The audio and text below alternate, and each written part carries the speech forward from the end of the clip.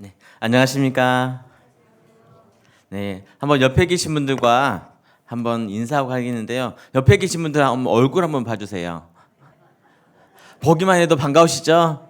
네, 정말 잘 오셨다고 내가 몸으로 표현할 수 있는 최대한의 마음으로 정말 잘 오셨습니다. 네, 그러면서 인사하고 시작했으면 좋겠습니다. 한번 보시면서 정말 잘 오셨습니다. 보고 싶었습니다. 한 말씀 하고 시작했으면 좋겠습니다. 정말 보고 싶으셨죠? 네, 정말 반가우셨고요. 네, 네, 저 또한 이렇게 이제 천안 동북교회를 처음으로 오게 됐는데 너무나 반갑기도 하고 또 왔더니 교회당이 너무 예쁘고 또 아름답다라는 생각도 좀 들었습니다. 그래서 바로 옆에 천안에 있지만 이제 와봤습니다. 자주 왔었어야 되는데 저 또한 이 천안 동북교회를 위해서 함께 기도하고 함께 복음 전하는데 옆에서나마 같이 도우시도록 하겠습니다. 함께 기도하고 오늘 말씀 같이 나누겠습니다. 기도드리겠습니다.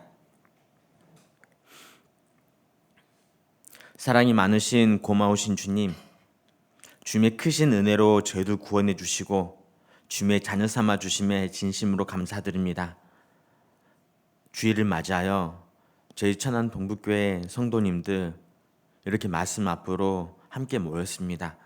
주님께서 이 마음들 다 헤아려 주시고 저에게 필요한 말씀과 필요한 교제로 오늘 하루를 이끌어 주시기 부탁을 드립니다.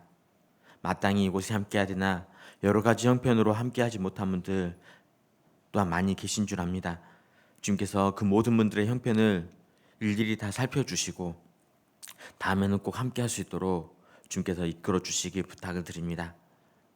저희 천안 동북교회 좀 말씀으로 또한 주의 능력으로 주의 사랑으로 더욱더 하나가 되고 주님께 더욱더 쓰임 받기에 합당한 교회가 될 수 있도록 늘 함께하여 주시고 저에게 능력과 지혜를 더해 주시기 부탁을 드립니다.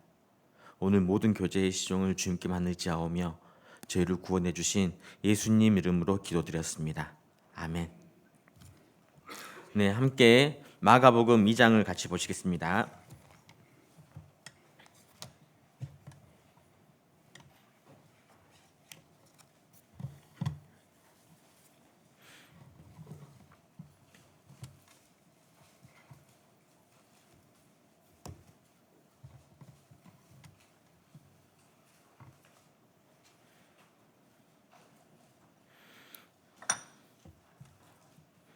네, 마가복음 2장 1절부터 보시겠습니다.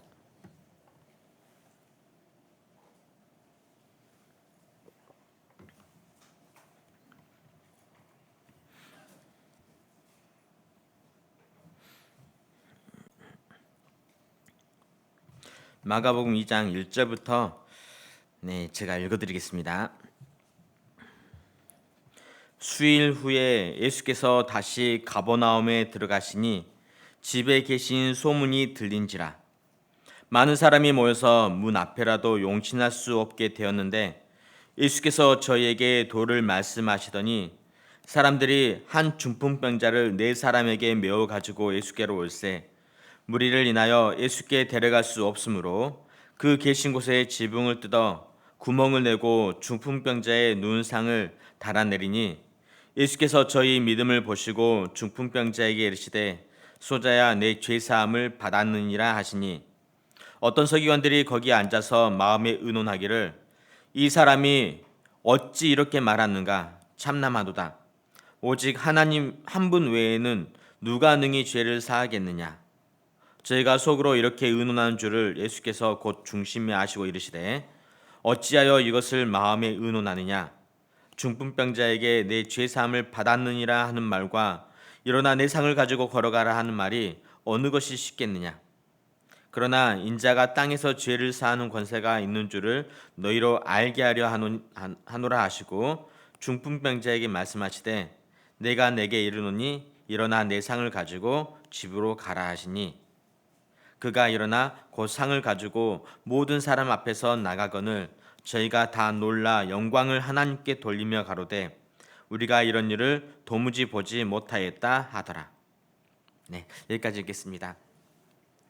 네, 아까 그 소개해 주신 것처럼 저는 천안교회에서 교제하고 있는 김현식입니다. 어, 그 가까이 있는데 이렇게 처음으로 이제 인사하게 됐습니다. 어, 그 천안에 온 지는 이제 1년 반 정도 됐고요. 네, 그 전까지 그 경상남도 양산이라는 곳에서 함께 복음을 전하다가 네, 천안교회로 작년 1월 1일자로 발령받고 네, 코로나 끝날 때쯤 해서 이제 이곳으로 왔습니다. 지금 천안교회는 이제 옆에서 있다 보니까 많은 소식 다 아실 거라고 이제 생각됩니다. 네, 천안에 그 동서남북의 믿음의 교회 세우기다라는 그 목표를 가지고 함께 복음을 전하고 있는데, 그래서 내년 1월 1일자로 그 남쪽이 됐건 북쪽이 됐건 교회 하나를 분가시킬 목적으로 네, 올 한해도 힘껏 복음 전하고 있습니다. 그 또 이제 학예 수양에도 이제 코앞에 두고 있는데 지금 천안에서는 그 지난 5월 달부터 그 사전 접수를 이제 먼저 받고 이제 그렇게 진행하고 있는데, 어제까지 이제 보니까 거의 기존 성도 한 620분, 이제 그 구원받 아직 전도 돼야 될 분이 한 150분 해가지고 한 지금까지 한 870분 정도 이제 사전 접수를 좀 하고 있는데, 이번 올해는 정말 이전과는 다르게 그 1차부터 저희 천안교회 전도 집회 대전도 집회다라는 생각으로 저희가 6차가 저희 수양이잖아요. 그래서 이제 6차만 가는 게 아니라 1차부터 정말 우리 차수다라는 그 마음을 가지고 네, 함께 복음을 전하고 1차부터 정말 많은 분들이 참석할 수 있게 네, 안내하고 좀 독려하면서 네, 접수를 좀 받고 있습니다. 그래서 그 올해 그 학예 수양이 이제 슬로건으로 네, 941생 학예 수양이라는 목표를 잡았는데, 그 저희가 유치부부터 성도를 세봤더니 한 900명 정도 돼서 이제 900명이 400명을 전도하자. 그래서 900명이 400명을 전도하는 일생일대 전도의 기회. 그래서 941생 네, 학예 수양이라는 목표를 가지고 네, 복음을 전하고 하고 있는데, 예전과는 또 다르게 함께 하고 있는 것이, 예전에는 전도할 때 수양에 접수를 할 때 수양에 간다고 하면 이제 그분들 접수하고 모셔가고 했는데, 지금은 먼저 접수하고 한 2달 동안 이제 구워 삶아서, 한 달 동안 구워 삶아서 어떻게든 수양에 모셔가자. 이제 그래서 접수하고 기도하자. 그래서 그 예전과는 다르게 그래서 먼저 접수하고 더 복음 전하러 가고, 또 접수해놓고 기도하고 또한 찾아가는 그런 액션들을 좀 취하고 있습니다. 네, 그래서 그 함께 복음을 전하고 있는데, 뭐 저희 또한 여기서도 그 천안 동부교회에서도 기도하는데 네, 천안 교회를 위해서도 함께 같이 기도해 주시면 너무나 감사하겠습니다. 오늘은 마가복음 2장에 있는 네, 중풍병자를 고치신 예수님에 대해서 같이 좀 말씀을 나눠보고자 합니다.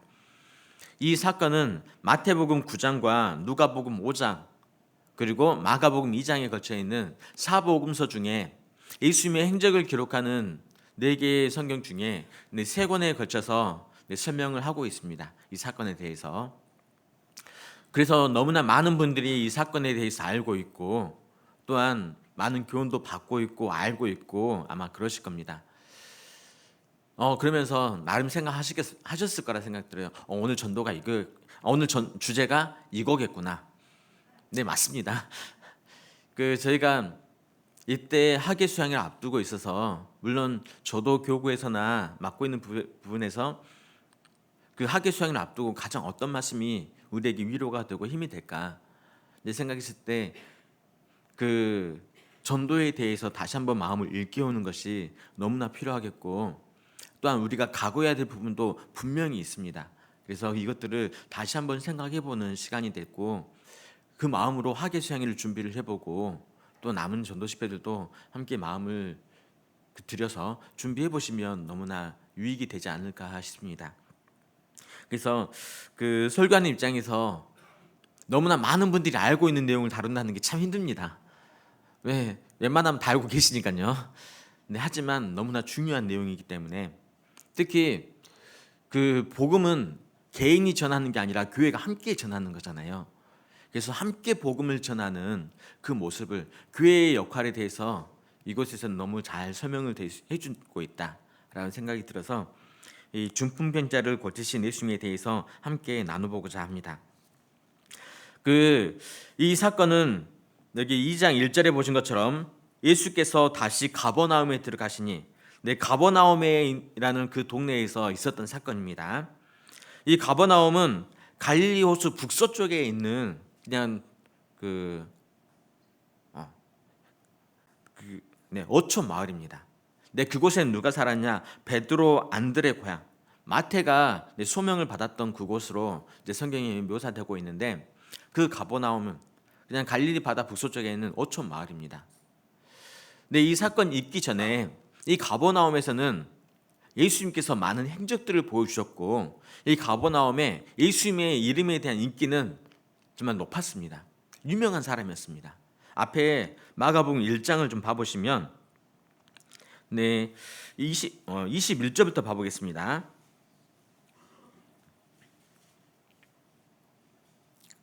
저희가 가버나움에 들어가니라.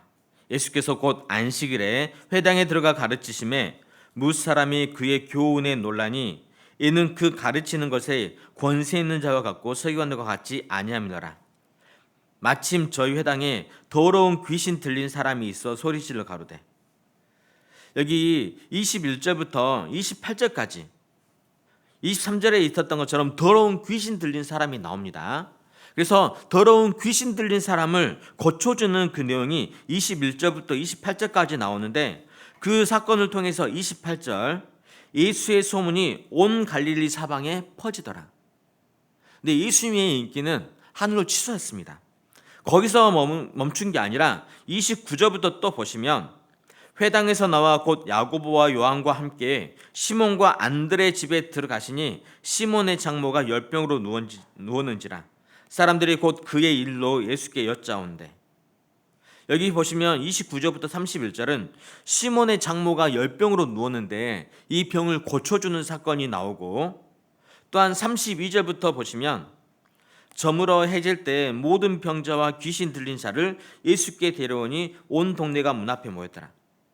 여기 32절부터 34절까지는 모든 병자, 귀신 들린 사람들이 예수님께로 나왔고, 또 34절에는 각색 병든 사람을 고치며 귀신을 내어쫓는 그런 사건들도 있었습니다.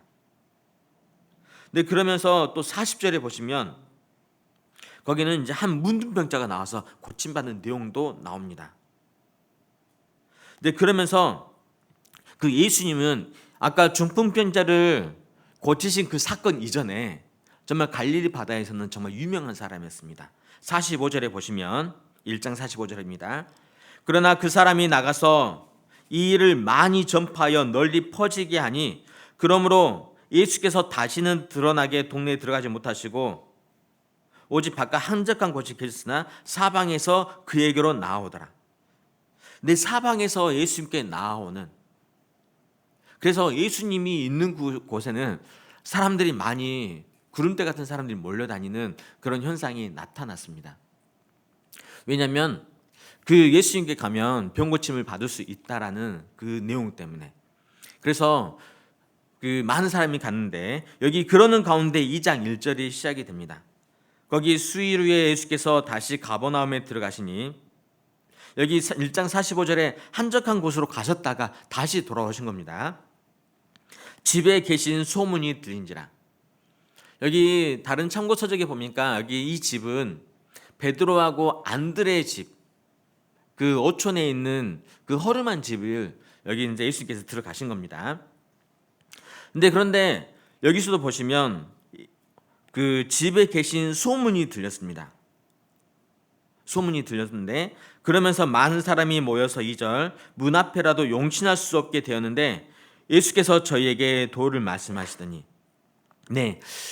그 역시나 예수님께서 그 베드로 안드레 집에 왔다라는 말을 듣고 또 구름대 같은 사람들이 인산인해를 이루면서 앞다투어 다가왔습니다.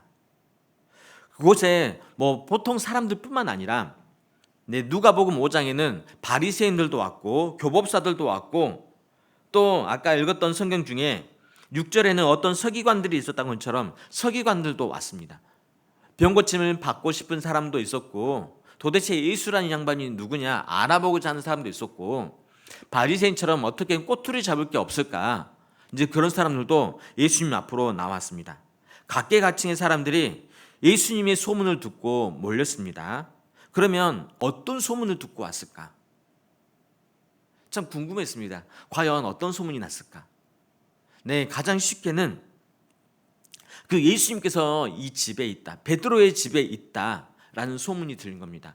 왜냐하면 예수님께는 능력이 있거든요. 병 고침의 능력이 있고 죽은 사람을 살리는 능력이 있습니다. 그래서 나하고 관계되는 사람들, 내 주변에 특히 내 사랑하는 가족들 중에 예수님의 도움을 받고자 하는 사람들이 있다면 앞다투어 데리고 그곳으로 온 겁니다.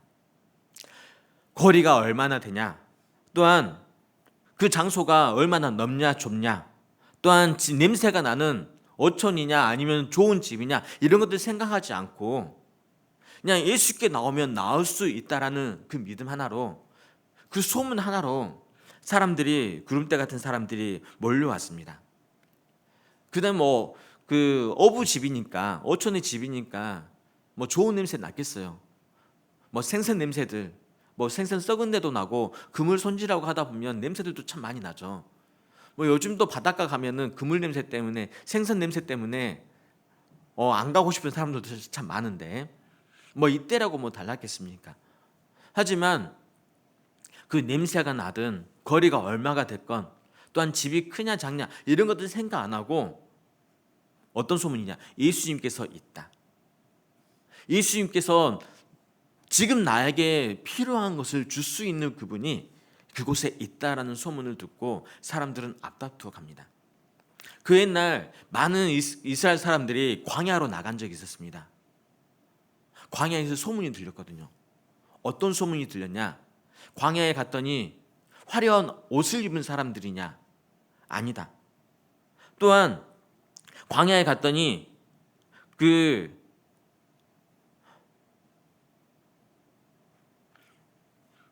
화려하고 그런 분들이 있느냐 했는데 그게 아니라 그곳에 가면 선지자가 있어서 만나러 갔죠. 누구냐면 세례 요한이었습니다.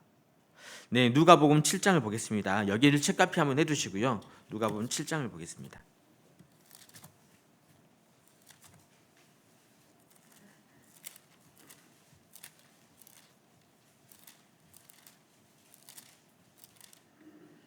누가복음 7장 24절입니다.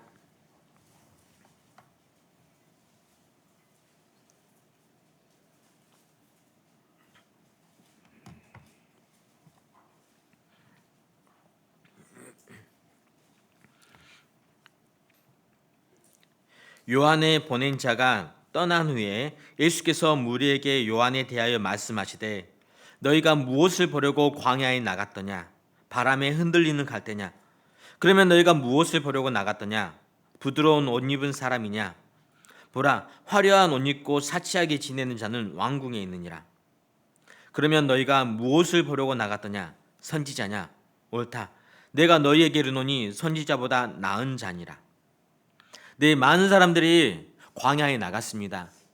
그러면서 예수님께서 물어보십니다. 너희가 무엇을 보려고 광야에 나가느냐? 흔들리는 갈대냐? 또한 너희가 무엇을 보려고 광야에 나가느냐? 네, 세 번에 걸쳐서 예수께서 질문합니다. 그래서 이 사람들은 화려한 옷을 입고 부드러운 옷을 입는, 사치한 옷을 입는 사람들이 아니라 선지자가 있는 그곳으로 갔죠. 말씀 있는 그곳으로 갔습니다. 이제 그것처럼 우리에게도 또한 물어보시기도 하십니다. 우리에게도 이렇게 교회당으로 오셨고 말씀 있는 그곳으로 오셨는데 우리에게도 똑같이 물어보신다면 너희가 무엇을 보려고 교회에 나갔더냐? 만약에 여기 이스라엘 사람들이 광야에 나간 이유가 선지자를 보려고 나갔는데 그런 목적이 아니라 흔들리는 갈대, 또한 화려하게 옷 입는 사람들, 이것을 보러 나갔다면 광야에서는 많은 실망을 안고 돌아왔을 겁니다. 우리에게도 물어보시는데 왜 물어보냐? 우리 교회가 어떤 소문을 내고 있느냐? 그 베드로의 집에서 예수님이 왔다라는 소문이 나는데 그 소문을 듣고 많은 사람들이 그 예수님을 만나러 가는데, 또한 우리도 우리 교회를 통해서 많은 소문이 퍼집니다. 그러면 그 소문을 정작 내야 되는 우리는 무엇을 보기 위해서, 무엇을 보고 듣고 무엇을 말할 수 있는가? 그것이 우리에게도 너무나 중요하기 때문에 이 세례 요한을 보기 위해 나갔던 것처럼 그 질문을 우리에게도 던져보는 것도 너무나 좋겠다 싶습니다. 너희는 무엇을 보려고 광야에 나갔더냐? 너희는 무엇을 보기 위해 교회에 나왔더냐? 만약에 말씀이 아닌 하나님의 영광이 아닌 다른 것을 보기 위해 했다면 많은 실망을 안고 돌아갈 겁니다. 아까 말씀한 것처럼 흔들리는 갈대, 화려한 옷 입는 사람들을 보기 위해 나갔다면 그곳에는 아무도 없었죠. 그것처럼 우리도 이 교회를 나온 이유가 하나님의 은혜를 보답하기 위해서, 그게 목적이 아니라면 많은 실망을 안고 돌아가게 될 겁니다. 더 나은 대우를 받기 위해서, 또한 인생의 복을 누리기 위해서, 또한 내가 사업하기 위해서는 많은 인간관계를 누려야 되니까, 알아야 되니까 그러기 위해서 목적으로 왔다면 내 실망을 안고 돌아갈 것은 분명할 겁니다. 내 무엇을 보려고 나갔느냐? 우리는 늘 수시로 교회에 나오는 이유도 생각해보고, 또한 이것이 정말 합당한 이유냐, 또 그래서 이게 목적이 정해져야 어떨 때는 교회를 통해서 많은 유익도 있고 많은 은혜도 받지만 어떨 때는 교회를 통해서도 많은 억울함도 있을 수 있고 많은 아픔도 줄 수 있거든요. 그래, 내가 이것 때문에 나가는 게 아니라 하나님께 영광을 드리고 그 받은 은혜에 보답하기 위해 나가는 건데, 내가 무엇을 받고자 한다면, 교회에서 나에게 다른 형제들이 나에게 해준 것이 없다라고 생각한다면 말 그대로 실망을 안고 돌아가게 될 겁니다.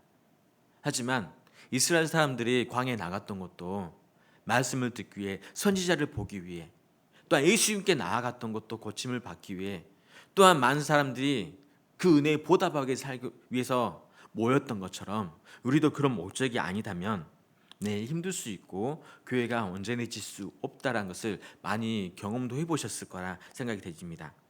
그래서 성도가 하나가 되고 복음을 위해서 전하기로 작정이 될 때 교회가 지켜주고 성장이 될 수 있습니다.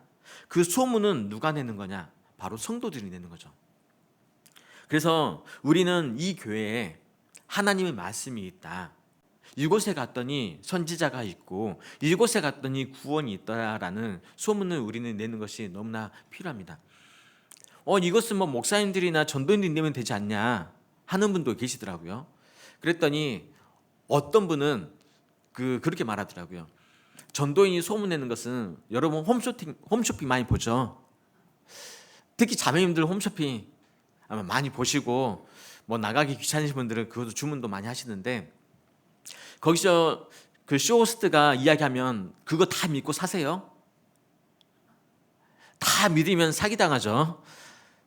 먼저 보니까 남자들은, 형제님들은 딱 보면 좋네? 다른 거 안 보고 바로 구매해버린 경우 참 많습니다. 근데 하지만 자매님들은 그거 보면서 바로 이거 사야지라고 생각이 들어도 바로 안 삽니다. 왜? 하도 많이 속아봐가지고. 그러면 사는 것이 뭐냐면 네이버나 거기서 후기를 보죠. 평이 괜찮네, 또 사용하기에 괜찮네, 이것들을 꼼꼼하게 보고 그러고 나서 물건을 구입하는 것처럼 전도인들이 말하는 것은 쇼호스트가 이야기하는 것 똑같다. 또 성도들이 이야기하는 것은 그 후기들이다.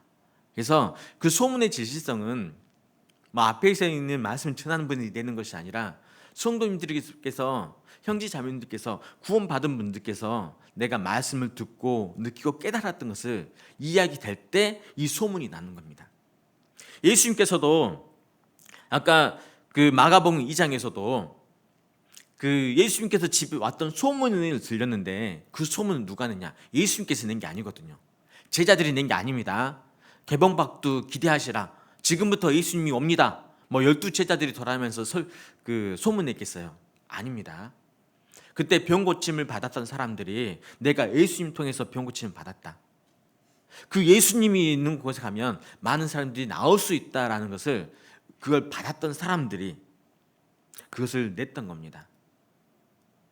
그러면 나를 통해서 우리 교회에는 어떤 소문이 내고 있는가?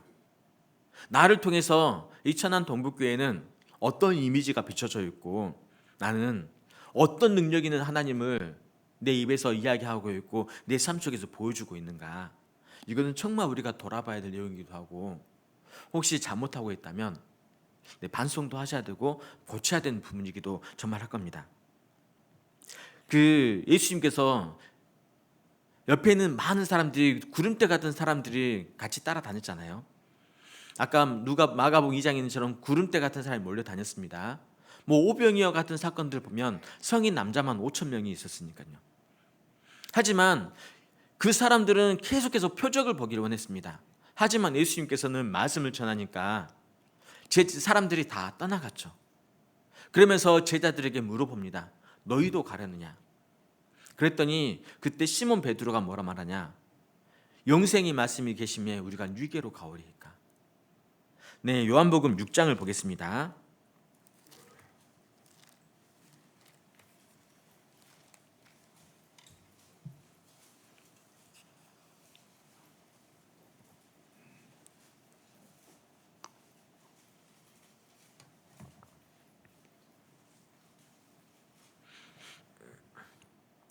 요한복음 6장 66절입니다.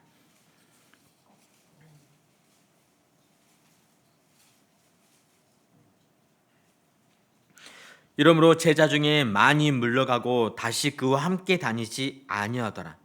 예수께서 12 제자에게 이르시되 너희도 가려느냐? 68절은 같이 읽겠습니다. 시몬 베드로가 대답하되 주여 영생의 말씀이 계심에 우리가 유괴로 가오리이까. 네, 예수님께는 영생의 말씀이 있습니다. 교회의 핵심은 바로 복음이죠. 그 예수님께 만나면 영생, 천국에 대한 소망을 누릴 수 있는 그곳. 그래서 많은 사람들은 표적을 구하러 왔고 육신의 복을 누리기 위해서 왔고 또 이 세상에서 더 많은 출세를 위해서 왔다면, 예수님께서 말씀하시는 그 내용이 복음이고 진리만 이야기하시기 때문에 그 사람들의 마음에 맞지 않았던 겁니다. 그래서 아까 이야기했던 것처럼 너희가 무엇을 보려고 광야에 나갔더냐? 화려하게 옷 입는 사람들 기대했다면, 또한 내가 대접받는 것을 기대했다면 교회를 통해서는 절대 그것을 받지는 못하실 겁니다. 하지만 영생의 말씀이 계시면 우리가 유괴로 가오리이까. 내 이것을 목적으로, 내 영혼을 위한 목적으로, 또한 아직 구원받지 못한 가족들을 위한 목적으로, 또한 구원받게 해주신 그 하나님께 영광을 드리고자 하는 목적으로 오신다면 하나님께서는 기꺼이 사용해 주시고 더 많은 은혜로 채워주실 것은 분명하십니다. 왜냐하면 이곳에는 영생의 말씀이 있기 때문에.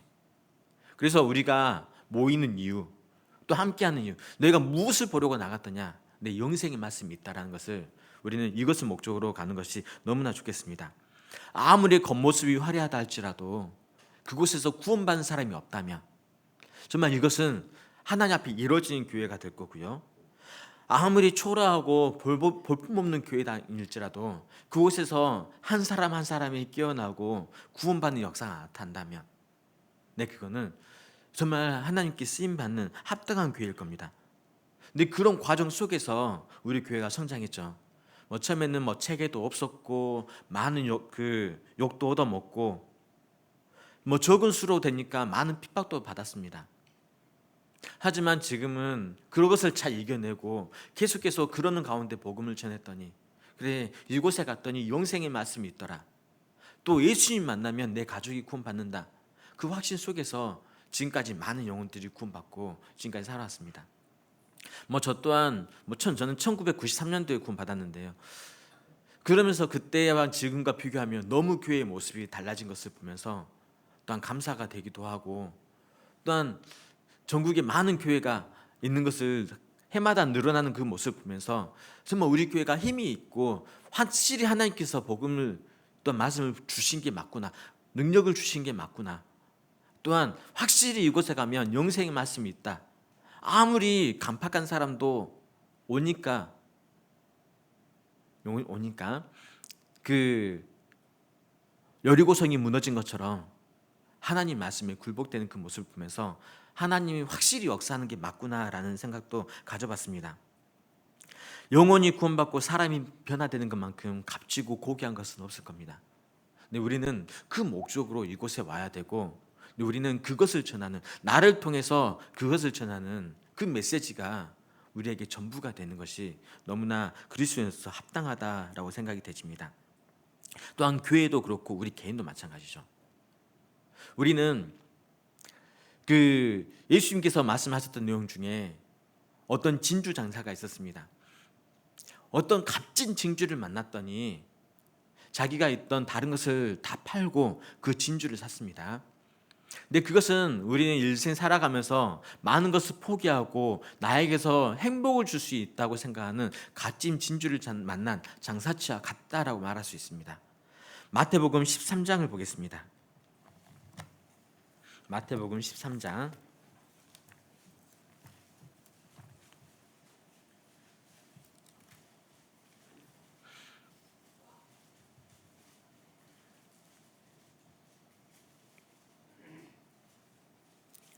44절입니다.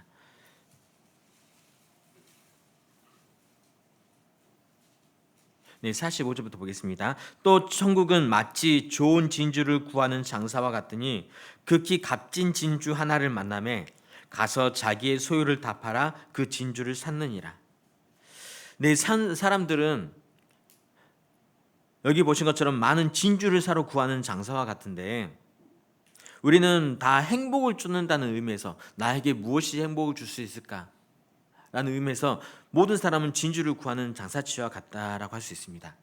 어떤 사람은 명예가 나에게 행복을 줄 수 있다고 해서 명예라는 진주를 얻기 위해서, 어떤 사람은 사랑이 나에게 행복을 줄 수 있다 생각해서 사랑이라는 진주를 얻기 위해서 우리는 많은 것을 포기하고 살아가곤 합니다. 여기 보신 것처럼 값진 진주를 만남에 자기가 가지고 있던 모든 소유를 팔아 이것을 샀습니다. 다른 것을 다 희생하면서 다른 것은 다 뒤로 밀어두면서 이 값진 진주 하나를 사러 갑니다. 우리도 마찬가지죠. 내가 성공이 나에게 행복을 줄 수 있는 진주라 생각한다면 다른 거 다 내팽겨두고 오로지 성공만을 위해서, 또 어떤 것은 가족이 나에게 행복을 줄 수 있는 거라 생각한다면 다른 건 인간관계 다 끊고 가족이기만 하는 분도 분명히 있죠. 하지만 이 사람들은 제대로 된 진주를 만나지 못한 분들이죠. 그 잠언에 보면 잠언 3장에 지혜는 진주보다 귀하니, 또한 잠언 8장에 보면 대저 지혜는 진주보다 나음으로. 여기 혹시 지혜라는 이름이 있고 진주라는 이름이 계시지 않죠? 진주하고 지혜 비교해 놔가지고 지혜라는 자매님이 진주라는 자매님한테 내가 더 귀하다, 네, 이렇게 하시면 안 됩니다. 네, 혹시 여러분 자녀의 이름을 지을 때 진주라고 하시면 지혜가 와서 이겨버릴 수 있습니다. 하는데 잠언에 나와 있는 지혜는 예수님을 뜻합니다. 이제 구원을 뜻하죠. 그래서 많은 사람이 진주라고 믿고 있는 그거, 사랑, 행복, 성공, 명예, 또는 가족, 이것을 진주라고 믿고 이것을 얻기 위해서 최선을 다해서 살아오고 있는데 성경에서 뭐라 말하냐? 그 모든 것들보다 값진 진주는 바로 지혜다. 주님을 만나는 거다.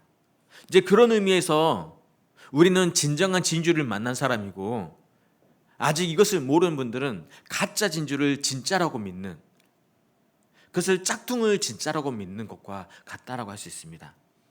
그래서 그걸 보고 있으면 참 안타깝죠. 왜 진짜가 아닌 가짜에 모든 걸 쏟고 있으니까 나중에 가면 이게 허비가 되고 낭비가 돼버리잖아요. 그래서 우리는 진짜 진주를 만난 사람인 만큼 우리가 해야 될 것은 뭐냐면 그분들에게 진짜가 뭐다라는 거, 이것을 정확하게 이야기해 줘야 됩니다.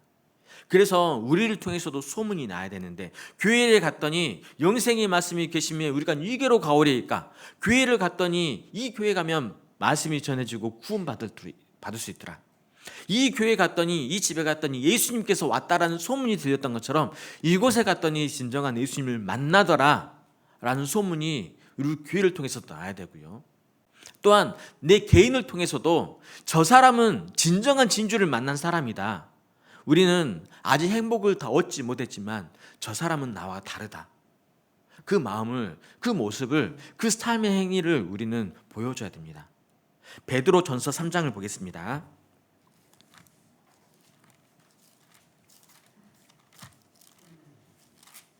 베드로전서 3장 15절입니다.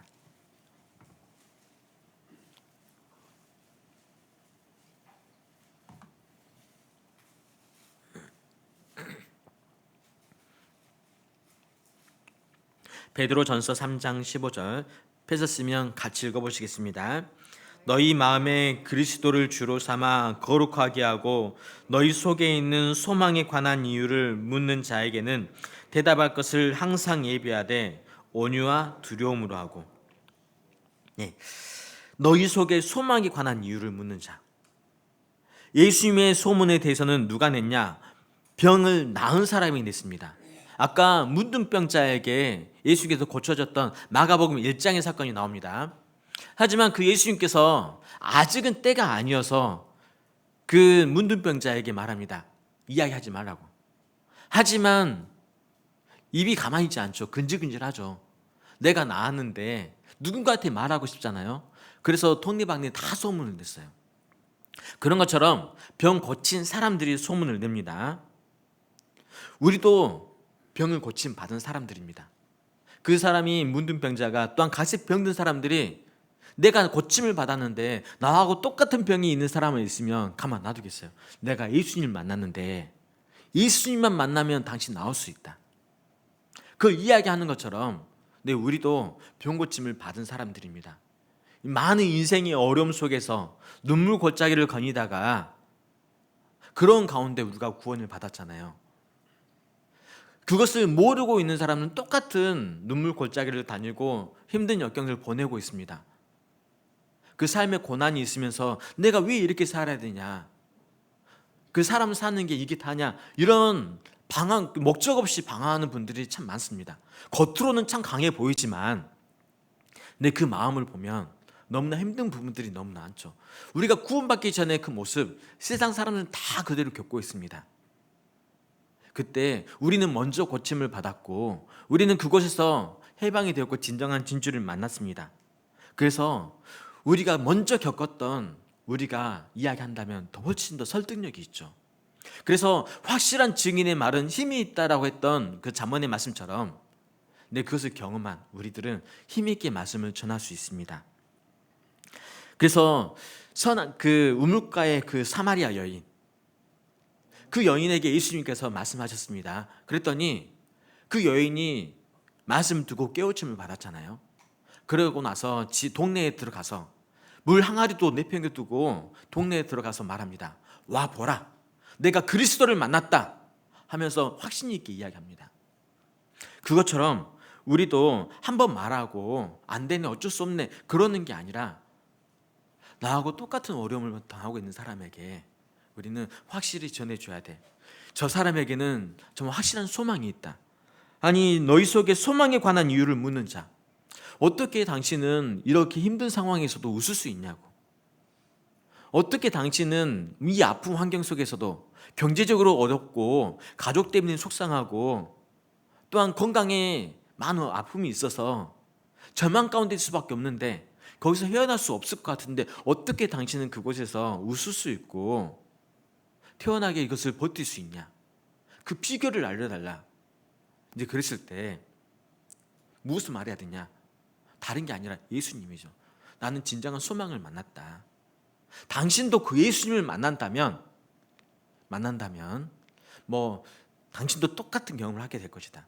어디 병원이 좋다, 어디 집이 좋다, 어떤 옷이 좋다, 이런 거 이야기하지 마시고 정말 예수님에 대한 확실한 소망에 대해서 우리가 이야기할 때 정말 저 사람은 진짜 진주를 만난 사람이구나, 저 사람을 통해서는 예수님을 만날 수 있는 통로가 된 사람이구나, 그 소문이 우리에게도 나야 됩니다. 물론 많은 어려움도 있겠죠. 많은 사람들이 무시도 하겠죠. 하지만 그것을 이겨냈을 때 우리 아직 구원받지 않은 내 가족이, 내 주위 소중한 사람들이 돌아오는 계기를 맛보게 되긴 할 겁니다. 그 많은 사람들이 베드로의 집에 예수님이 왔다라는 소문을 듣고 많은 사람들이 몰렸습니다. 그때 예수님께서 무엇을 하느냐, 이게 정말 초미의 관심사였습니다. 구름대 같은 사람이 몰려들었는데 예수님 보기에서 몰렸는데 그때 그 예수님이 무엇을, 첫 마디가 무엇냐가 정말 중요하겠잖아요. 그것이 가장 핵심적인 내용이 될 겁니다. 그때 예수님께서 뭐라 말하셨는가 같이 보겠습니다. 아까 마가복음 본 잡았던 2장입니다.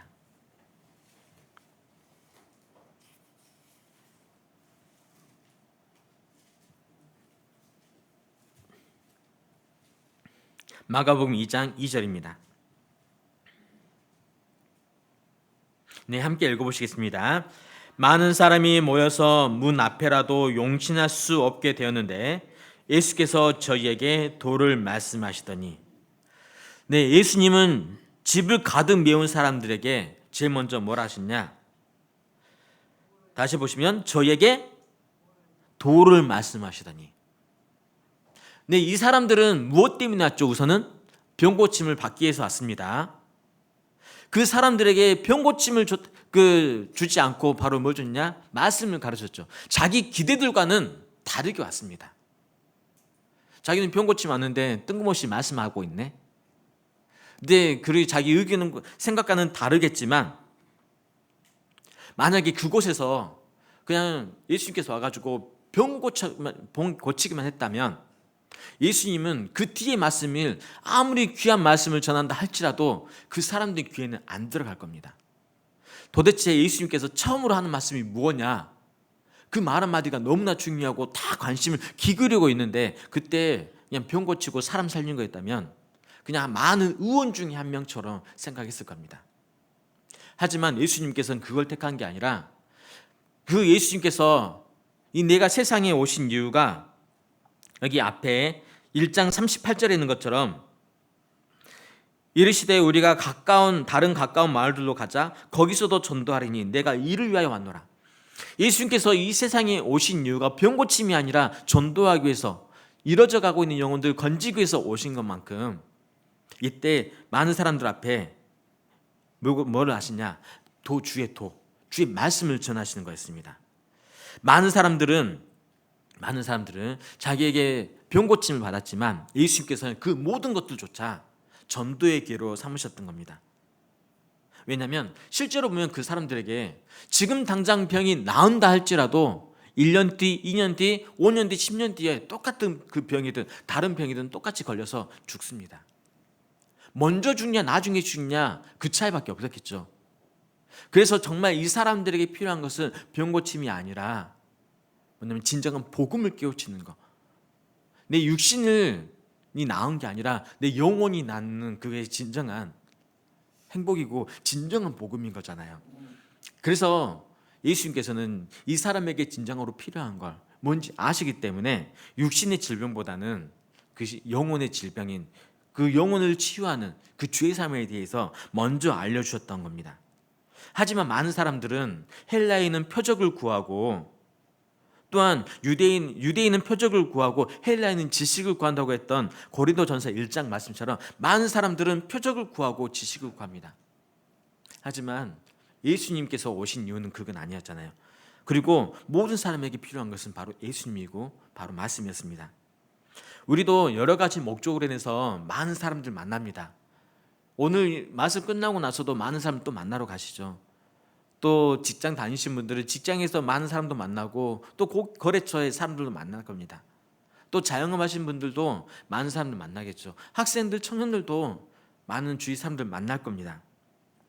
이때 이해 관계들이 정말 존재하지만 우리의 목적은 단 하나, 예수님께서도 단 하나였던 것처럼 바로 말씀을 전하는, 복음 전하는 것이 가장 큰 목적이 되어야 될 겁니다.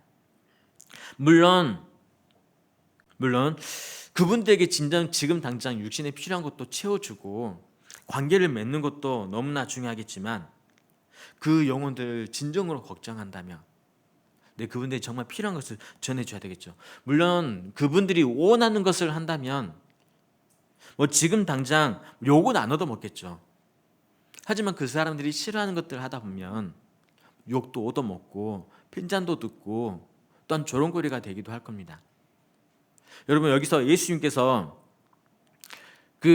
다들 병고침을 기대하고 있는데 말씀을 전하니까 거기서 이건 뭐야 그러면서 이런 소리도 들리지 않았을까요? 그냥 병 고치라고 그렇게 하지도 않았을까요? 내 육신과는 다르기 때문에. 하지만 하지만 그 뒤에 예수님께서 병도 고쳐주시는 그 모습 속에서 그래, 진정 하나님을 만나면 육신의 병도 또 영혼의 병도 하나님께서 만져줄 수 있다. 이것을 알고 이제 돌아가기도 했습니다. 그 말씀드린 것처럼 그들이 원하는데 내 주위 사람들을 만났는데 정말 그 사람들이 듣기 좋은 대로 이야기한다면 뭐 지금 당장 관계는 어긋나지 않고 유지될 수 있을 겁니다. 하지만 정말 그분이 잘못돼서 먼저 주님 앞으로 간다면 내 영혼이 영영이 이루어져 버린 곳으로 가게 됩니다. 그래서 우리는 지금 당장 욕을 얻어 먹는다 할지라도 꼭 전해야 될 말들을 전하는 여러분이 됐으면 참 좋겠어요. 하다 보면 난 다시는 복음 전하지 않겠다라는 각오도 한 적이 있죠. 그 예레미야가 그 말했잖아요. 다시는 주의 말씀을 선포하지 않겠다. 이제 그렇게 이제 각오도 해봤습니다. 그 예레미야가 그 말하기 전에도 어땠냐? 많은 조롱거리가 되고 치욕거리가 있었습니다. 많은 사람들이 이 예레미야를 욕하고 막 무시하고 조롱했어요. 그러는 가운데 그 말했습니다. 똑같이 우리와 같은 생각이죠. 하지만 속에서 불 붙는 것 같으니까 답답해서 견디지 못하는 거죠. 한번 그 내용도 봐보겠습니다. 예레미야 20장입니다.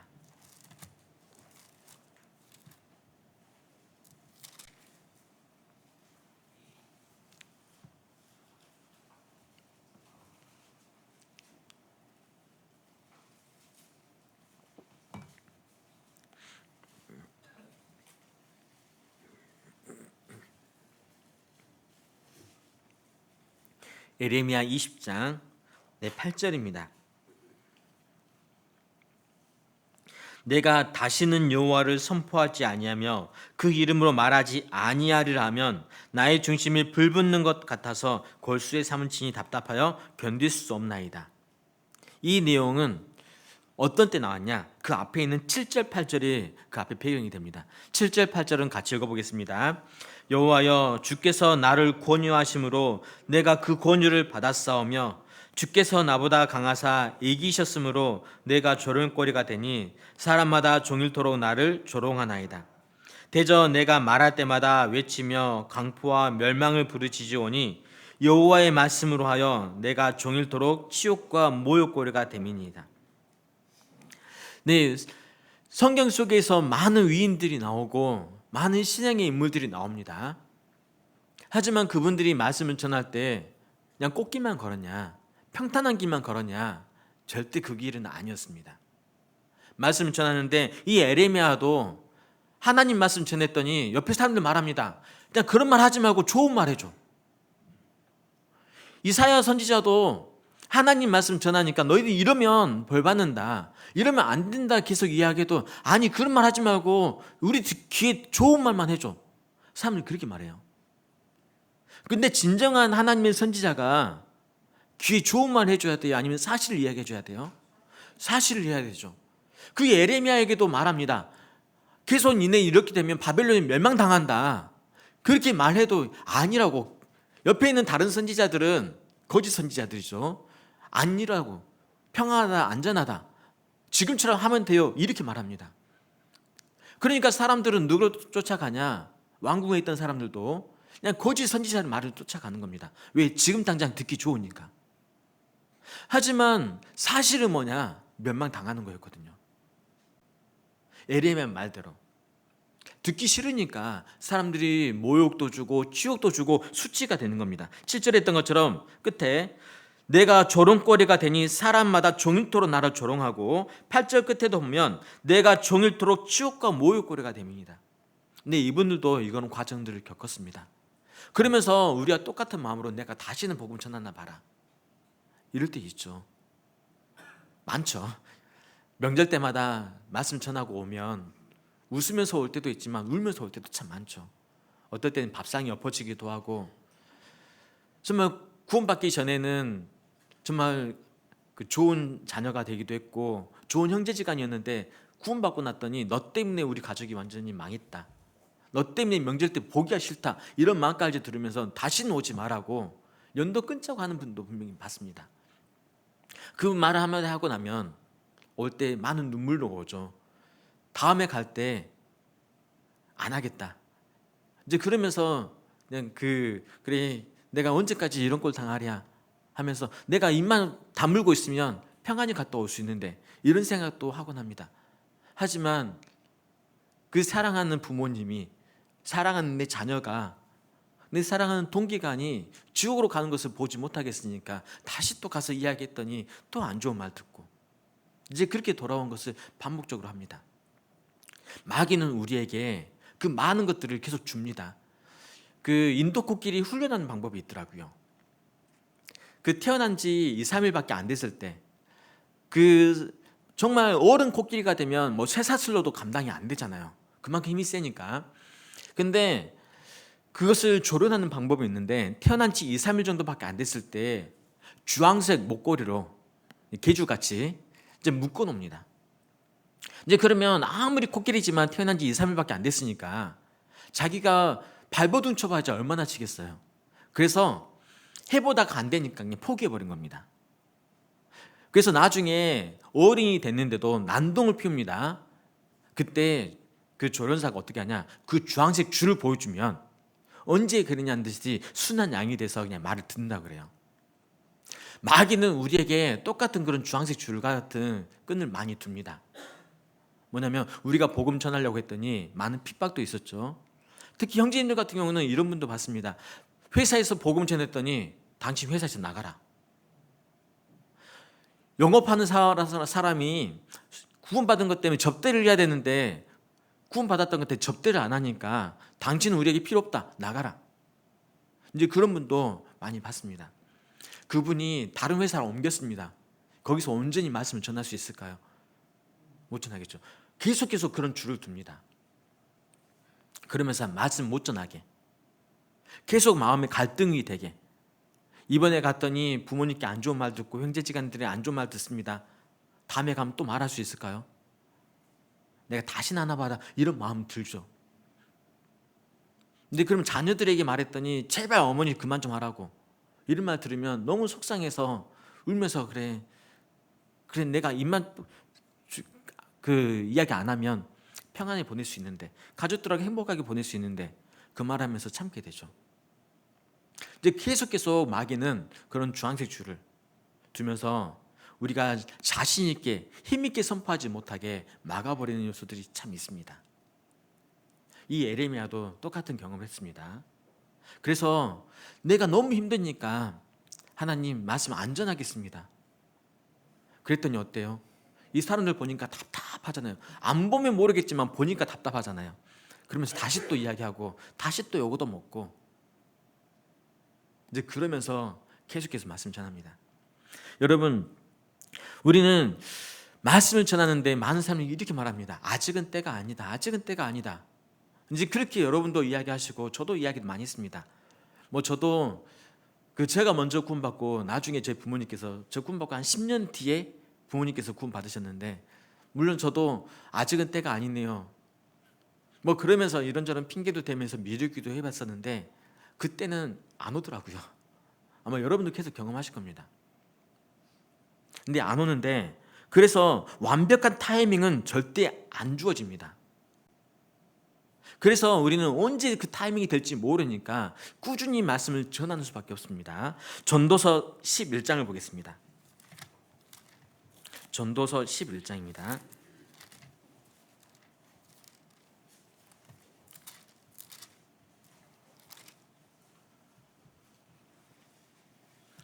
전도서 11장 4절입니다.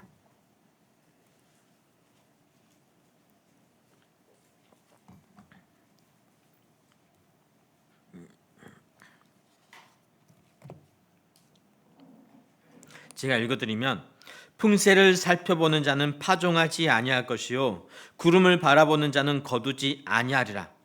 바람의 길이 어떠함과 아이 벤 자의 태에서 뼈가 어떻게 자라는 것은 내가 알지 못한 같이 만사를 성취하시는 하나님의 일을 내가 알지 못하느니라. 너는 아침에 씨를 뿌리고 저녁에도 선을 거두지 말라. 이것이 잘 되는지 저것이 잘 되는지 혹 둘이 다 잘 되는지 알지 못함이니라. 여기에 참 무슨 말인지 잘 모르시겠죠. 여기 4절에 보시면 풍세를 살펴보는 자는 파종하지 아니할 것이요 구름을 바라보는 자는 거두지 아니하리라 되는데, 다른 번역 성경에 보면 이렇게 되어 있습니다.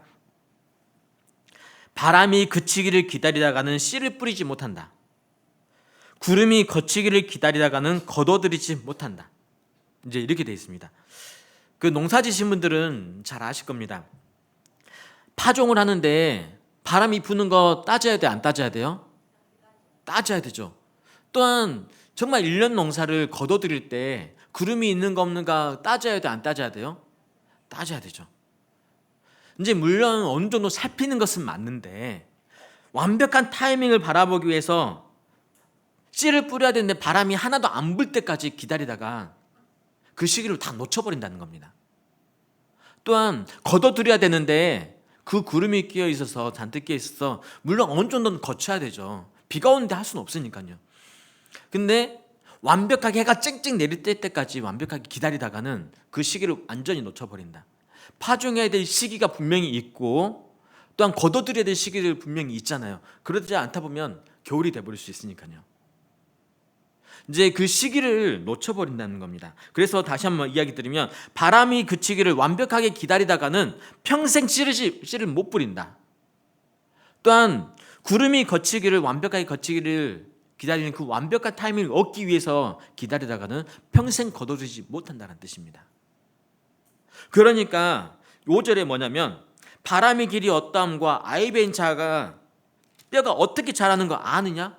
모르지 않느냐?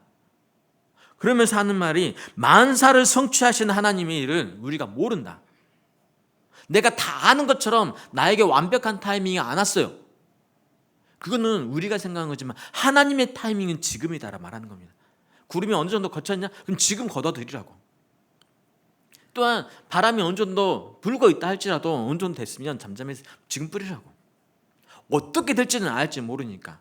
또 그러면서 아침에 씨도 뿌리고 저녁에 거두지 말라. 이것이 잘 됐는지 저것이 잘 됐는지, 혹 둘이 잘 됐는지 우리는 알지 못한다. 일이 어떻게 풀어갈지는 우리 알지 못하는 거죠. 그러니까 파종하는 자는 꾸준히 파종하고, 할 수 있을 때 완벽한 타이밍 기다리지 말고요. 거둬들이지 않은, 꾸준히 거둬들이다 보면 그 시기와 우연은 하나님께서 해주신다라는 겁니다. 그래서 사도 바울이 그 죽음을 앞두고 디모데 후서를 썼잖아요.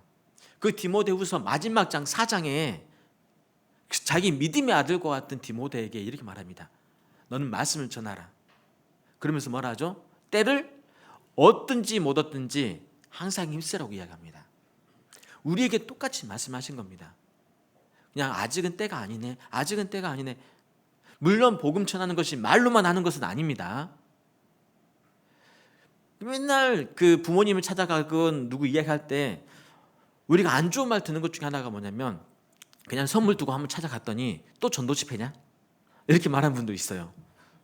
이건 정말 지혜롭지 못한 겁니다. 아니, 평소 때 찾아가서 이야기도 드리고 듣고 정말 마음에 고민이 뭐가 있는가, 이제 그것을 계속 들어야 되는데 전도 집회 있을 때만 가요. 아, 또 수양회구나, 이제 그렇게 짐작합니다.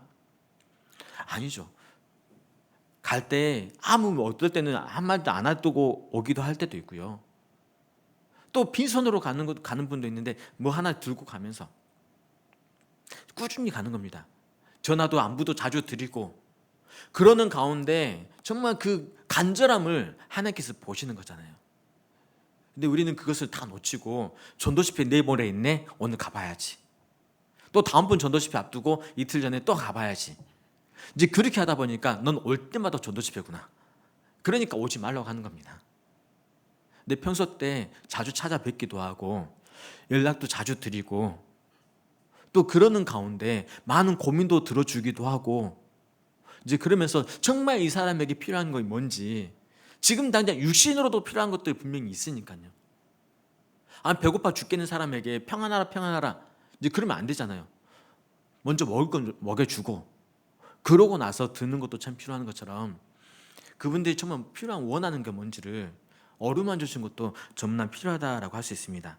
그래서 우리는 때를 어떤지 못 얻든지, 그냥 나에게 아직 시간이 안 주어졌네요, 이제 그러지 마시고 늘 기도하면서 그 때를 주시라고, 또한 그 상황을 주시라고 하면서 그냥 수시로 전할 수 있는, 또한 말씀인 것처럼 전도 집회 있다고만 전하는 게 아니라 찾아가는 것도 전하는 거고, 선물을 드리는 것도 전하는 거고, 전화 한번 드리는 것도 전하는 거고, 안부 한번 묻는 것도 말씀 전하는 그 모든 액션이라는 것을 여러분 같이 아시면 너무나 좋겠습니다. 그리고 그 중풍병자를 메고 했던 네 사람, 이 네 사람이 각오했던 것도 있습니다. 이거는 우리가 이제 교회에서 복음을 전하는데 각오해야 될 것들과 너무나 똑같고, 수양회 앞두고 대전도 집회를 앞두고 우리에게 함께 마음을 모으는 쪽에서 정말 필요할 것 같습니다. 아까 마가복음 2장을 다시 한번 가보겠습니다.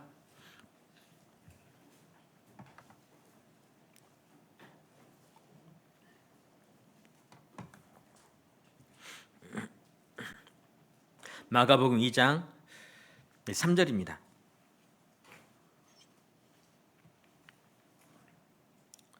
사람들이 한 중풍병자를 네 사람에게 메워 가지고 예수께로 올세 무리를 인하여 예수께 데려갈 수 없으므로 그 계신 곳에 지붕을 뜯어 구멍을 내고 중풍병자의 상을 달아내리니.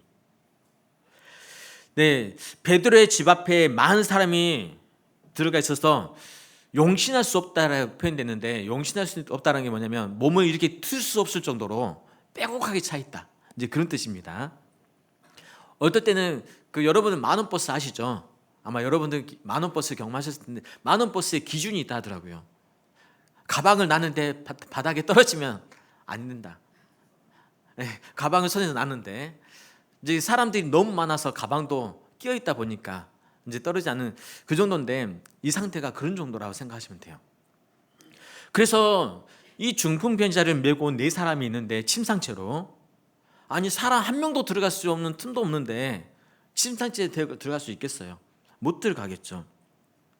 그래서 이 사람들은 다른 방법을 세우긴 했는데, 여기서 우리가 좀 생각해 볼 것은 이 중풍병자를 네 사람에게 메워온 네 사람에게 있어서 이 중풍병자는 어떠한 사람이었을까?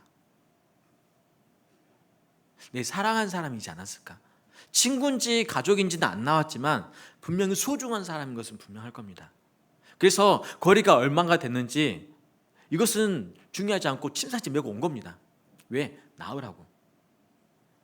우리가 모셔온 분들은 전도 집회 때나 수양회 때 모셔온 분들은 어떤 분들이냐? 이것처럼 이 네 사람에게, 이 중풍병자처럼 나에게 소중한 사람들 모셔온 겁니다. 사랑하는 사람들, 가족이 될 수 있고 정말 이 사람 나았으면 좋겠다, 그 간절히 바라는 사람을 데려올 겁니다. 물론 그 사람 아까 말한 것처럼 가족이고 친구고 나에게 소중한 그런 사람이 분명히 될 겁니다. 그러기 때문에 지금 당장 앞에 있는 어려움이 있어도 수고를 마다하지 않고, 거리가 어떻게 되든 어떤 겸비가 들어가든 어떤 수고가 있고 어떤 비난이 있든 각오하고 나아간 겁니다. 그 네 사람이 어떤 수고를 했느냐 한번 봐보시면, 첫 번째는 정말 육체적인 수고, 심신의 수고를 마다하지 않고 있습니다. 차가 없던 시절이잖아요. 그 침상을 어떻게 해야 하는지 모르겠지만 아무튼 들고 왔습니다. 그리고 지붕까지 올라간다는 것은 정말 쉽지 않겠죠. 많은 육체적인 수고, 심신의 수고가 분명히 있습니다. 근데 우리도 전도할 때 보면 쉽게 전도되는 건 분명히 없을 겁니다. 여러분들이 구원받을 때 보면 우리는 알지 못하더라고요. 그래, 나는 다 편하게 구원받았다, 그렇게 말씀하시더라고요. 근데 실제로 나를 전도한 분에게 물어보면 너처럼 전도하기 힘들었던 사람도 없다, 이제 그렇게 말하죠. 왜? 우리는 그 전에 있었던 건 다 모르고 말씀 듣고 그때 구원받았다, 그것만 생각하니까. 하지만 나를 전도했던 분은 내가 구원받기 10년 전부터, 20년 전부터 공을 들이고 또한 물질 공세도 하고 가서 찾아뵙고 인사도 하고 그러는 가운데 우리가 구원받았습니다. 또한 말씀 듣는다고 하면 차로 태워다 주기도 하고 맛있는 식사도 대접도 하기도 하고, 또한 많은 자존심도 내려놓으면서, 또 전도할 때 보면 말씀 듣는 분들이 꼭 자존심을 건드려요. 이제 그런 것들까지도 다 내려놓게 만들고, 그래 이러면 안 되지, 질러버리면 안 되지, 화내버리면 안 되지, 그러면서 끝끝내 참고 그래 말씀만 다 듣고 나면 너 고맙다 할 거다. 이제 그 마음으로 하나 끝까지 버팁니다. 그리고 또 구원 받았다 하면 교제 붙이는 건 더 어렵죠. 더 뭐 사정하고 더 찾아가고 또 한 번 더 이야기도 해보고. 근데 그런 수고가 분명히 있습니다. 또한 개인만 있냐? 교회도 있죠. 또 전도 집회 하다 보면 주방에서 봉사하시는 분도 계시고, 또한 주차 봉사하는 분도 분명히 계시고, 또 많은 어려움을 맡아서 하는 분도 분명히 계십니다. 그러면서 어떤 분들은 이렇게 하더라고요. 전도 집회 때 마스 놓았다고 내가 지금 뭐 하는 거냐. 특히 학예 수양회 때는 더 많이 그렇죠. 뭐 매점에서 하는 봉사도 있고, 식당에서 주방이든 배식이든 또 주차 봉사든 많은 것들 하다 보면 말씀도 듣지 못하고, 수양회 때 말씀도 듣지 못하고, 비싼 돈 내놓고 와서 내가 뭐 하는 거지? 라는 생각도 하기도 합니다. 하지만 이것이 노동으로 생각한다면 하나님 앞에 계산이 하나도 안 되지는 거지만, 내가 복음을 전하는 과정 속에서 일어나야 되는 그런 수고라면, 말씀을 듣기 위해서는 당연히 누군가는 수고가 필요하겠죠. 여기서 동북교회에서도 말씀 전하는데 이런 강당도 필요하고, 이런 의자들도 필요하고, 물질도 많이 필요하죠. 누군가는 희생이 들어가죠. 또 말씀 듣기 위해서는 안전히 차를 주차하기 위해서는 누군가는 수고할 거고, 여러분 끝나고 나면 배고프시니까 식사 대접하는 것도 누군가는 해야 됩니다. 하늘에 뚝 떨어진 건 아니잖아요. 이제 그것처럼 내가 누군가를 위해서 복음을 전하기 위한 밑작업으로, 복음과 관계없는 것들은 하나님을 다 이루어지는 거지만, 복음을 위해서 내가 수고하는 거라면, 또한 복음을 위해서 수고해서 내 사랑하는 사람이 구원받았다면 기꺼이 마다하지 않고 하는 것이 너무나 중요할 거다 생각이 듭니다. 하나님과 관계없는 것들은 다 이루어지는 거지만, 하나님과 관계되는 것들이라면, 복음과 관계되는 것들이라면 이게 영원히 이루어지는 게 아니라 30배, 60배, 100배 그것으로 채워주시고, 나의 수고로 이번에는 내 가족이 구원받지 못했지만 다음에는 내 가족이 구원받을 차례다, 분명히 올 수 있는 기회를 하나님이 분명히 만들어 주실 겁니다. 하지만 그렇지 않고 빼다 보면 내 가족들도 빠져버릴 수 있고, 나에게 소중한 사람들도 나로 인해서 빠져버릴 수 있습니다. 창세기에 보면 소돔 고모라 성 있잖아요. 거기에 롯이 있었습니다. 천사들이 가서 롯에게 말합니다. 너에게 속한 자가 또 있느냐? 그리고 여리고성의 기생 나합도 물어봅니다. 너에게 속한 자가 다들을 다 이끌어내라. 우리에겐 하나님께서 말씀하십니다. 너에게 속한 자를 다 이끌어내라. 하지만 소돔 고모라에서 누가 막아버렸냐? 롯이 막았어요. 롯이 사이들에게 이야기합니다. 갔더니 장인들은 농담하지 마세요, 이렇게 말해버렸죠. 누가 막은 거죠? 롯이 막은 거예요. 평소에 어떻게 했길래 사이들이 농담을 여길 정도로 했을까? 어쩌면 우리가 수고하지 않고 하다 보면 나로 인해서 내 가족의 복음을 들어간 것을 막는 가림막이 되어버릴 수 있습니다. 여러분, 하나님은 그 수고들 다 기억하십니다. 그래서 복음을 끝까지 전했던 사람들의 그 가족들은 하나님께 책임져 주시는 것도 그 모습이었던 거죠. 하지만 내가 수고하지 않으면 하나님께서도 나를 통해서도 역사 안 합니다. 우리 가족이 역사 못 하셔요. 수고하는 가운데 내 가족의 복음이 들어간다라는 거. 그래서 사도 바울은 고린도전서 11장에 보면 정말 많은 사람들이 많은 고난도, 많은 죽을 고비도 넘기고, 많은 배신도 당하기도 하고, 자지 못하고 헐벗고 그런 고생을 했던 게 고린도후서 11장에 그대로 나오잖아요. 그게 고린도후서 11장은 사도 바울이 디모데후서처럼 이 복음 전하는 말년에 쓴 게 아니라 한참 중간에 쓰여진 겁니다. 1, 2차 전도 여행 때. 한참 중간인데도 그렇게 많은 고난을 당했다면 끝날 때까지 얼마나 더 고난을 당했을까? 그 고난을 통해서 했기 때문에 로마서 16장에 보면 많은 믿음의 사람들이 태어납니다. 로마서 16장 봐보겠습니다.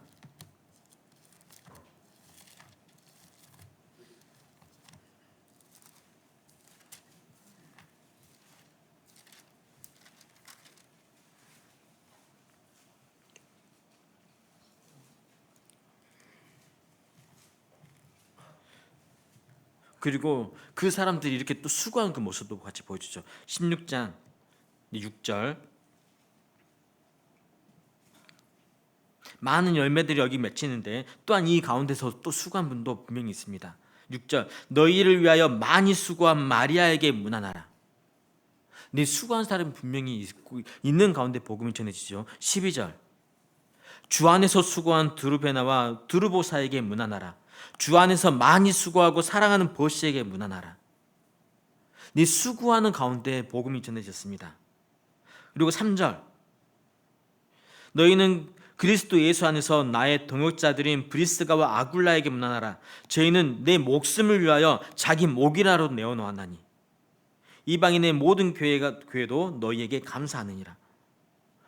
네, 말씀이 전해지는 곳마다 사도 바울에게도 고난이 있었고 그 사도 바울만 고난을 당했냐? 함께 복음을 전하는 믿음의 성도들도 함께 수고했고 더 많이 수고했고 더 많이 사랑했고 그 수고가 있고 어떤 사람은 목이라도 내놓는 사람 분명히 있는 가운데서 복음이 전해졌습니다. 네, 복음이 전해지는 곳에는 많은 분들의 수고가 있고 그 수고로 인해서 많이 전해지는데 물론 육신의 힘듦도 같이 있습니다.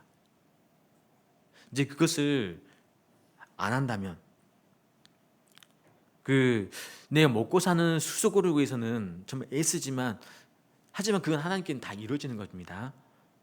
하지만 복음 위한 수고는 우리가 많이 못하지만 하나님 앞에 영원히 기억되어지는 그리고 하나님께서 나중에 영원히 갚아주는 그게 될 겁니다. 하나님이 갚아주는 것은 스케일이 너무나 다르죠. 그 문화 비유에서 볼 수 있습니다. 한 문화를 모든 사람이 나눠줍니다. 어떤 사람에게는 똑같이 한 문화씩 주는데 어떤 사람은 10문화 남긴 사람이 있고 5문화 남긴 사람이 있고 한 문화 그대로 다 가져온 사람이 있죠. 물론 한 문화를 가지고 10문화를 남기는 거 많이 힘든 거죠. 수고했죠. 하지만 그 10문화를 남겼는데 10곳을 차지할 권세를 주신 겁니다. 천안과 같은 도시 10개를 차지할 권세. 10문화하고 비교가 될까요? 하나님께서 나중에 채워주는 것은 스케일이 너무 달라요. 여러분 만약에 은행에다가 10,000원을 넣었더니 1년 뒤에 100억으로 준다면 해요 안 해요? 그런 것 같은 더 대박난 사건이 하나님께 드리는 겁니다. 세상에서 그거 안 하면 바보라고 하죠. 근데 하나님께는요. 10문화를 남겼는데 10골 차지할 권세를 준다면 어떤 분 그러더라고요. 그 말했더니 내 집 하나 건설하기도 힘든데 10골을 어떻게 제가 다 할까요? 그러면서 했죠. 사람 쓰면 되죠. 이제 그렇게 했는데 그만큼 하나님께서 우리에게 주고자 하는 것은 그 짜질짜질한 게 주신 게 아니라 째째하신 분이 아니라 하나님은 정말 통 큰 분이라는 것을 우리는 같이 좀 생각해 봤으면 좋겠습니다. 이제 그래서 그 요한계시록 14장에 보면 이렇게 돼 있습니다. 하늘에서 음성이 나서 가로되 기록하라. 자금 위로 주 안에서 죽은 자들이 복이 있도다 하심에 성령이 가라사대 그러하다. 저희 수고를 그치고 쉬리니. 그때는 우리 수고가 그치고 쉬는 날이 있습니다. 그러면서 주 안에서 죽는 자들이 복이 있다라고 분명히 말씀하십니다. 그 주 안에서 수고하고 그러는 가운데 함께 주님의 역사에 동참해 보십시오. 또 하박의 수양에 가다 보면 이게 천안 동부에서 어떤 봉사를 맡았는지 모르겠지만 그 봉사하는 부분에서도 물론 내가 말씀 못 듣는 것도 있지만 그 말씀 못 듣는 것이 복음을 전하는데 밑바탕이 되는 거라면 나중에 내 가족을 누군가 전도할 때 누군가가 내가 했던 수고 똑같이 해줄 겁니다. 그것을 믿고 해보십시오. 하나님께서는 절대 손해보신 분이 아니고 하나님께서는 우리에게 주시고자 하는 분입니다. 생명과 호흡과 마음을 친히 주시는 자이시고 그 아들을 내어주시니까 이 모든 은사를 어찌 주지 않겠느냐. 하나님은 달라고 하신 분이 아니라 주시고자 하는 겁니다. 어느 날 제 아이에게 이제 둘째가 초등학교 1학년 들어갔는데 얘가 햄버거를 먹고 싶다고 해서 햄버거 가게를 갔습니다. 그래서 이제 사줬죠. 그러면서 그 배고파서 그런 건 아닌데 아빠가 제가 한 입만 했더니 안 주는 거예요. 그러면 다음에 사주고 싶은 마음 들어요, 안 들어요? 배고파서 그런 거 아닙니다. 근데 그때 만약에 얘가 아빠 드세요 하고 한 입 말고 다 드셔도 돼요 그러면 어떨까요? 거기 있는 거 더 먹고 싶은 거 없어? 이제 더 그렇게 나오지 않을까요? 하나님도 그 마음이에요. 아무것도 안 하니까 내가 하나님께서 주신 게 없는데 하나님께서 달라고 한 것들 조금 내드리면 이제 그거 가지고 딱 씻어버리는 게 아니라 보시는 겁니다. 우리 마음을. 그래서 아빠가 엄마가 아이들에게 그 바라는 것처럼 하나님도 우리에게 그 마음으로 희생을 요구하고 계신다. 더 많은 것들 주기 위해서, 더 많은 것을 갚아주기 위해서 그런다는 것을 꼭 잊지 않았으면 좋겠습니다. 그리고 그 베드로의 집에 갔는데 그 문정선실이니까 지붕에 올라갔죠. 그러면서 지붕을 뜯어버립니다. 그 뜯었을 때 잘 뜯네요. 더 많이 뜯으세요 할까요? 그 욕을 할까요? 당신 지금 뭐 하는 거냐고. 왜 남의 집을 다 뜯고 있냐고. 아니 뜯고 있는데 예수님 위에서 먼지가 뚝뚝 떨어져요. 그럼 지금 뭐 하는 거냐고 많이 그랬겠죠. 두 번째 각오했던 것은 많은 비난과 수모했습니다. 하지만 그들은 절대 포기하지 않았습니다. 끝까지 했던 거죠. 많은 비난도 듣고 많은 핀잔도 듣고 많은 욕도 얻어먹기도 합니다. 그 엄청난 각오죠. 그 각오 속에서 이 사람이 구원을 받았던 겁니다. 그 옛날 엘리사 선지자가 수넴 여인이라는 그 여인이 있었는데 그 수넴 여인이 그 엘리사에게 집에 올 때마다 방도 내어주고 먹을 걸 다 해줬습니다. 그런데 그 수넴 여인에게는 하나가 없었던 게 있었어요. 뭐냐면 아이가 없었습니다. 그러면서 엘리사가 내년 이맘때 내 품에 아이를 안고 있을 거다. 이제 그렇게 말하고 갑니다. 근데 거기까지는 너무 좋았어요. 근데 얼마 안 있다가 그 아이가 죽어버린 거예요. 엘리사에게 말합니다. 내가 언제 아이 달라고 했냐고. 이제 그렇게 했는데, 근데 그러면서 엘리사가 이제 처방을 내려줍니다. 제일 먼저는 어떻게 했냐? 게하시한테 이 지팡이를 들고 그 아이에다 올려놔라. 누가 말해도 하지 말고 대꾸도 하지 말고 앞만 보고 가서 해놔라. 게하시가 그대로 했을까 안 했을까요? 했습니다. 열왕기하 4장에 보면 나옵니다. 근데 게하시가 했는데 그 아이가 깨어나지 않았어요. 해보고 나또 안 되니까 그냥 가버린 겁니다. 그러고 나서 엘리사가 와서 이제 하나님께 기도하고 그 아이 얼굴 위에 엎드려서 눈은 눈대로, 코는 코대로, 입은 입대로, 손은 손대로 그 어른이 아이 위에서 올라가서 하고 있는 모습이 참 웃기기도 한데 이제 그러고 났더니 몸이 따뜻해지고 다시 또 내려와서 세 번째 이제 그렇게 하는 가운데 살아납니다. 그 게하시하고 엘리사의 차이가 뭐였을까? 생각해 보면 게하시는 의무감 때문에 한 겁니다. 선생님이 가서 지팡이 얹어 놓으라 하니까 의무감 때문에 한번 해봤더니 안 돼요. 돌아가 버린 거예요. 그리고 게하시에게는 그 열왕기하 4장을 보시면 아시겠지만 기도하였다는 내용이 하나도 안 나옵니다. 너무나 다르죠. 하지만 엘리사는 어떠냐? 가자마자 기도하고 그 아이 위에서 엎드려서 하는데 정말 그 절박한 마음, 간절한 마음을 몸으로 표현한 거죠. 그러고서 한 번 했더니 몸이 따뜻해집니다. 됐다 하고 끝내버린 게 아닙니다. 그 엘리사가 바라는 것은 몸이 따뜻해지는 게 아니라 완전히 살아나서 사람 구실을 하는 거잖아요. 그래서 하나님께 더 기도하고 두 번 더 반복합니다. 우리가 복음 전하는데 게하시처럼 복음 전하는 분 분명히 있을까 봐 겁납니다. 복음 전하러 갑니다. 아까처럼 명절 때도 가고 많은 사람 이야기합니다. 회사에서도 하고 학교에서도 합니다. 근데 많은 안 좋은 소리 듣다 보니까 그래 안 할게. 한 번 하고 안 되네? 어쩔 수 없네요. 이제 그렇게 멈춰버리는 분. 전도 집회 한다고 하니까 남들 다 기도도 하고 전도하는데 나는 안 할 수 없고. 그래서 저도 회사 가서 이야기했습니다. 가족들에게 이야기했는데 안 듣는데요. 말 그대로 이건 의무감 때문에 하는 이제 그런 모습이죠. 하지만 엘리사는 간절히 기도하는 가운데 안 되잖아요. 다시 또 하나님께 기도하고 가서 갑니다. 어떻게 될지 모르니까 두 번, 세 번, 안 되면 100번이라도 가야죠. 뭐냐면 끝까지 포기하지 않는 그 마음인 거죠. 많은 비난도 있고 수모도 있어도 에레미야에게 있었던 조롱거리가 되고 치욕거리가 되고 사도 바울에게 있었던 헐벗고 굶주렸고 자지 못하고 쉬지 못했던 오죽 있으면 그 사도 바울을 죽이기로 죽을 때까지는 먹지도 않고 마시기로 않겠다 했던 결사항쟁했던 사람들까지 있었겠어요. 그러면서도 끝까지 복음을 전했던 겁니다.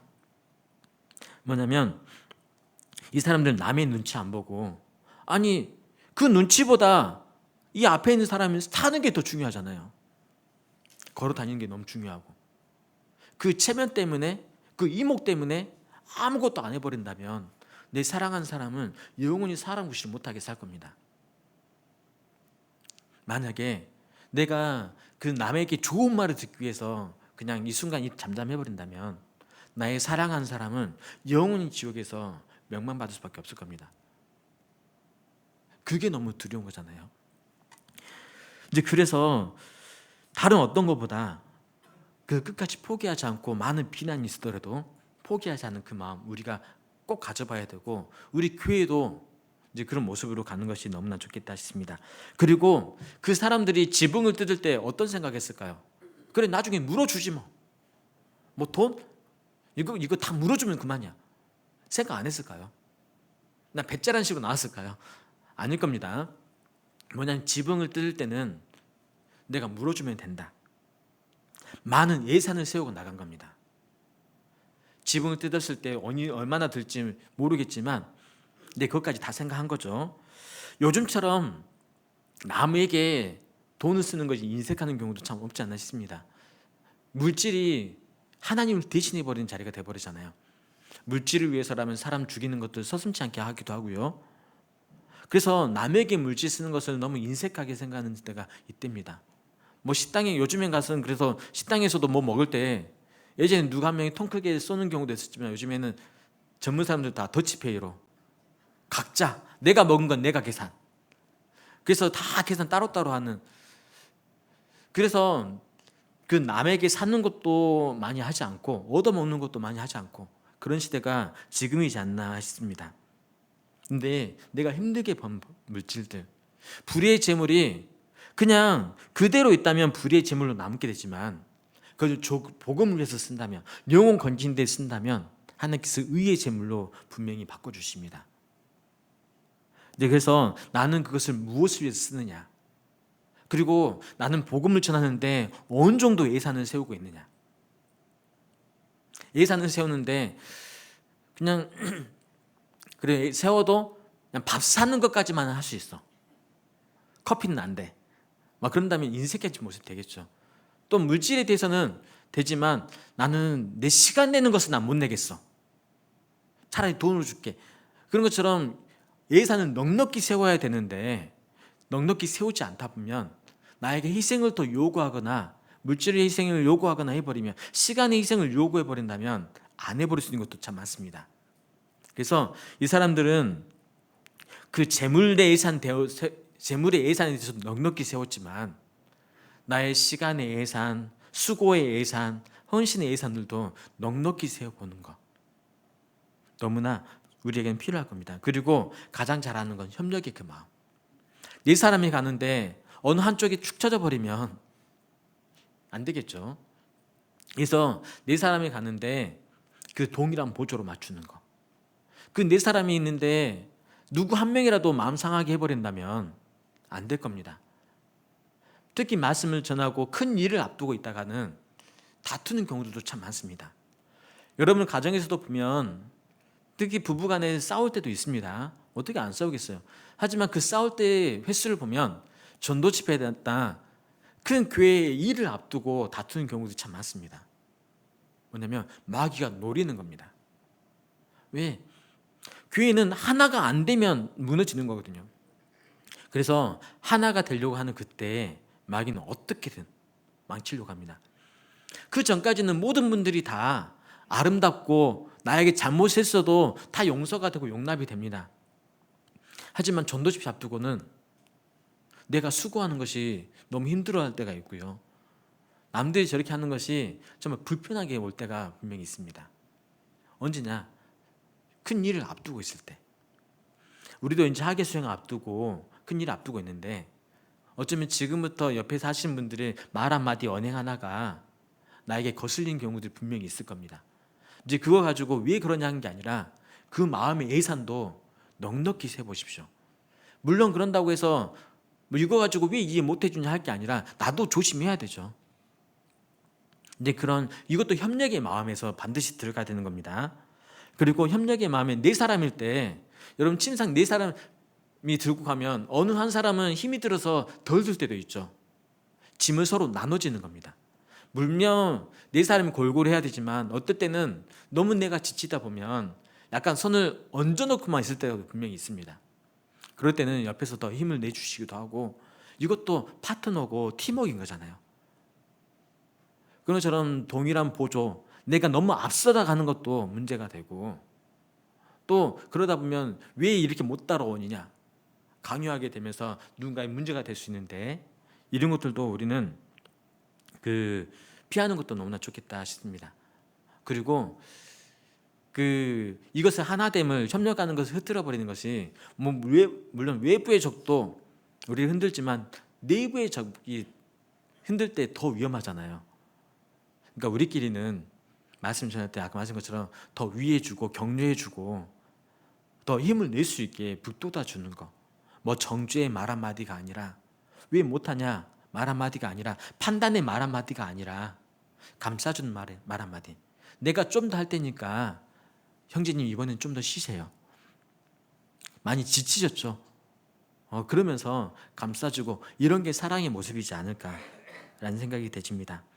이제 이런 역사 속에서 이런 각오 속에서 했더니 예수님께서 무엇을 보시냐? 저희 믿음을 보셨습니다. 저희 믿음을 무엇으로 그 믿음을 보였을까?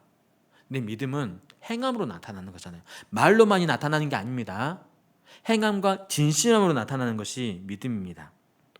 그래서 그 낫게 하고 싶은 그 간절함이 침상치를 메고 와게 됐고 또한 그 간절함이 옥상 지붕까지 올라가게 만들었고 그 간절함이 또한 지붕까지 뜯게끔 만들었고 그 간절한 마음 그 간절함 속에 나오는 그 모든 행동들 그것을 다 보시는 겁니다. 아까 말씀드린 것처럼 가족들을 전도하지만 내가 말하지 않아도 찾아가는 것만으로도 하나님께서는 그 마음 움직여 주실 수 있고요. 또한 물질을 드리 말 한마디 안 하지만 물질을 드리는 것도 그 마음 움직일 수 있는 거고요. 또 말 한마디 안 했지만 그 마음을 읽어주려고 들어주려고 하는 그 모습들 그 간절함 속에서 나오는 그 모든 행동들 하나님께서는 다 보시고 우리 믿음으로 봐주시고 그 믿음 때문에 그 사람을 구원해 주신다는 겁니다.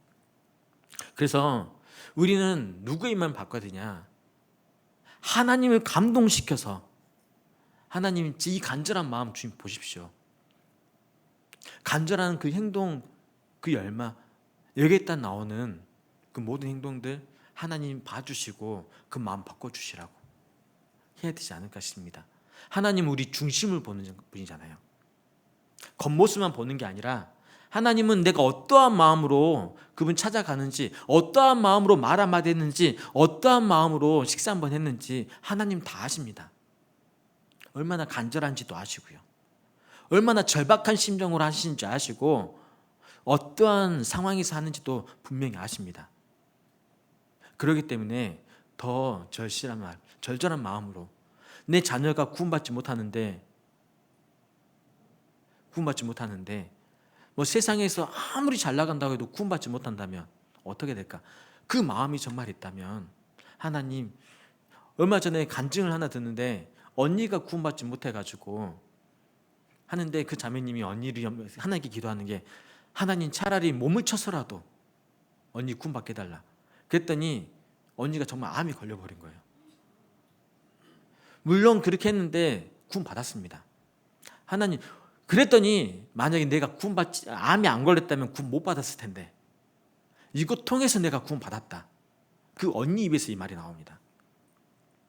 뭐냐면 이 세상에서 아무리 내가 잘 된다 할지라도 구원 못 받으면 안 되는 거잖아요. 특히 네 자녀에게 세상에서 성공도 해야 되고 구원 받아야 되고 두 가지 다 되면 얼마나 좋겠어요. 하지만 하나만 선택하라면 무엇을 선택하겠어요? 세상의 성공? 건강? 아니죠. 구원을 먼저 택해 보십시오. 그러면 무슨 말이든 다 하게 될 겁니다. 어떠한 비난을 들어도 하게 될 겁니다. 그러는 가운데 여러분들이 구원받았고 저도 구원받았고, 그러는 가운데 우리 교회가 이렇게 성장이 됐고 힘있게 복음을 전하는 교회가 되기도 했습니다. 그래서 우리 믿음으로 하나님 마음을 감동시키는 그 믿음이 어떤 걸 보여주냐, 하나님께서 구원의 은혜를 베푸는, 하나님께 죄를 사하는 권세가 있다는 것을 보여주는 계기가 됐습니다. 그 믿음들이. 우리는 그 예수님께 내려가면 내 사랑하는 사람들 나올 수 있다. 또 이천안 동북교회 오면 내 가족이 구원받을 수 있다. 그런 소문을 더 많이 내셔야 됩니다. 그래야지 이 자리가, 아직도 비어있는 자리들이 너무나 많은데 한 분 한 분씩 채워질 거고요. 그 채워지는 사람이 이 중풍병자들이 이 네 사람에게 중풍병자처럼 나에게 소중한 사람들로 분명히 채워질 겁니다. 아무리 여기에 가득히 찬 사람이 차 있다 할지라도 나와 관계된 사람이 아무도 없다면 나에게는 유익이 절대 안 될 겁니다. 그런 것처럼 비어있는 이 자리가 나에게 소중한 사람으로, 내 가족들로, 내 사랑하는 사람들로 정말 채워지려면 우리는 아까 이 네 사람들의 그 수고했던 것들, 각오했던 것들, 또한 우리 삶 속에서 나는 어떠한 모습을 비춰지는가, 이게 너무나 중요할 것 같습니다. 이제 학예 수양에 복음 전할 수 있는 절호의 기회입니다. 이때 많은 사람 전도를 어떻게 할 수 있을까? 만약에 6차 수양에만 생각한다면 전도할 기회가 한 번밖에 없다 생각하지만 7차 학예 수양회가 모두 다 내 전도 집회다, 내 수양회라 생각하면 전도 집회가 7번 남았는데 7번 중에 한 번 내가 전도 못할까? 여러분 1년 동안 대전도 집회 3번, 4번 하잖아요. 그러면서 1년 동안 한 명 전도하겠다 각오하잖아요. 그것처럼 대전도 집회가 7번이 연달아 있는데 천안 동부에서 수양관까지 가깝잖아요. 그죠? 너무나 가까운 곳에서 하고 있는데, 근데 뭐 퇴근하고 갈 수도 있고, 특히 이번에는 주말에 껴서 다 하고 있으니까 우리가 마음만 먹으면 언제든지 할 수 있습니다. 그래서 그냥 한 번의 전도 집회라 생각하지 마시고요. 7번 수양회가 다 내 전도 집회다, 내 가족을 위한 전도 집회다, 한번 그 마음으로 한번 해보십시오. 그래서 6차 때 못 가냐? 1차에 가보자. 1차도 안 돼 2차 가고 3차도 가보자. 계속해서 할 수 있습니다. 그래서 지난번에 이제 총회 갔더니 그 열기가 너무 뜨겁더라고요. 그래서 전국에서도 많은 사람들이 전도하겠다라는 소식들이 많이 들리는데 이곳에서도 그런 기쁜 소식들이 많이 들렸으면 너무나 좋겠습니다. 그러면 함께 기도드리고 마치겠습니다. 사랑이 많으신 고마우신 주님, 주님의 크신 은혜로 저희들 구원해 주시고 값없이 의롭다 하심에 진심으로 감사드립니다. 특별히 이 세상 마지막 시대에 주님의 사랑을 깨닫고 주님의 자녀로 살아가고 있습니다. 늘 주님께서 베풀어 주신 그 은혜 잊지 않게 도와주시고 그 남은 삶, 얼마 남지 않은 이 인생 속에서, 그 역사 속에서 주님께 보답하는 제 하루하루 삶이 될 수 있도록 도와주시기 부탁을 드립니다. 아직 우리 주위에 구원받지 못한 많은 영혼들이 있습니다. 특별히 내가 사랑하는 가족들, 부모님들, 또한 자녀들, 형제지간들, 이 영혼들 생각할 때마다 너무나 마음이 미어지고 주님 앞에 눈물을 짓게 됩니다. 한 명도 이뤄지지 않도록 도와주시고 제 간절함이 주님의 마음을 움직일 수 있도록 하나님께서 도와주시고 함께하여 주시고 능력과 또한 용기를 더해 주시기 부탁을 드립니다. 이제 곧 학예 수양회가 시작이 됩니다. 그 7번의 학예 수양회가 나의 사랑하는 가족들을 이끄는 귀한 시간이 될 수 있게 도와주시고 많은 비난과 어려움 속에서도 끝까지 포기하지 않는 저희 천안 동북교회 식구들이 될 수 있도록 하나님께서 함께하여 주시고 지혜를 더해 주옵소서. 이후에 있는 모든 시간들 또한 주님께만 맡겨오며 저희를 구원해 주신 예수님 이름으로 기도드렸습니다. 아멘. 네, 은혜 찬송